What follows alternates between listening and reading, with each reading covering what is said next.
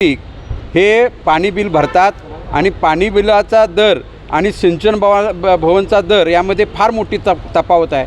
600 कोटी रुपये ह्या महानगरपालिकेकडं जनतेकडून पैसे प्राप्त होतात, परंतु 65 कोटी रुपये भरण्यामागे महानगरपालिका कचवलते म्हणा किंवा न भरले, मग हे पैसे गेले कुठं हा एक प्रश्न निर्माण झालेला आहे. 600 कोटीमधले 65 कोटी फक्त थकबाकी आहे, इतर पैसे गेले कुठं असा प्रश्न आम्ही आयुक्तांना विचारलेला आहे. जनतेनं पैसे पाणीपट्टी दिलेले आहे, तर मग जनतेचा पाणी पुरवठा का कापला जातो हा एक प्रश्न आहे. नंबर 2, या कोल्हापूर शहरामध्ये किती थकबाकीदार आहेत यांची यादी जाहीर होणं आवश्यक आहे. मग ती हॉटेलवाले असोत, बिल्डरवाले असोत, शासकीय कार्यालयात असोत, श्रीमंत असोत, ह्यांच्याकडनं वसुली का थांबल्या, कोणाच्या आदेशानं थांबल्या हे स्पष्टीकरण होणं आवश्यक आहे. शहराची 120 MLD पाण्याची गरज, जनतेच्या माती लाईटचं बिल मारून 200 MLD पाणी तुम्ही खरेदी करता. 2011 600 कोटी रुपये तुम्ही गोळा केले. 1 रुपये 9 पैशाचं पाणी तुम्ही 9 रुपयांना आम्हाला तुम्ही विकता आणि तुम्ही आमच्याकडे पैसे नाही म्हणून बोंब मारता. नदीत पाणी असून तुम्ही आम्हाला पाणी देत नाही.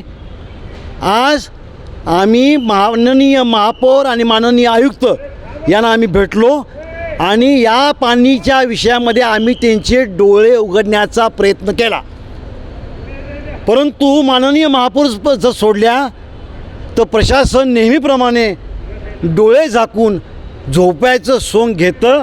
म्हणून कोल्हापूर पाणी पुरवठा विभाग बदनाम झालेला आहे आणि त्यामुळं जनतेच्या मुंडक्यावर कोट्यावधी रुपयाचा नाहक बोजा हे अधिकाऱ्यांच्या चुकीमुळं आणि बेजबाबदार कर्तव्यामुळं आमच्या अंगावर पडत आहे.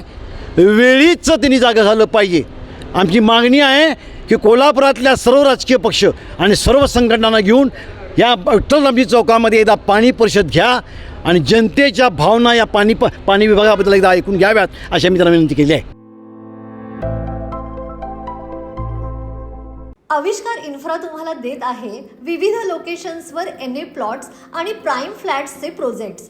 नंदिनी जाधव नगर, शांत निवांत कोल्हापुरात घर म्हणजेच नंदिनी जाधव नगर. मल्हार रामगिरी, तुमच्या स्वप्नातील बंगल्याची पहिली पायरी. मल्हार रामगिरी हातकणंगले. पॅनोरमा हिल्स आंबा, सह्याद्रीच्या कुशीत निसर्गाच्या सानिध्यात तुमचं स्वतःचं farm house. Padmavira city Jaysingpur, एक आधुनिक लाईफस्टाईल देणारा 1 and 2 BHK होम्सचा प्रोजेक्ट.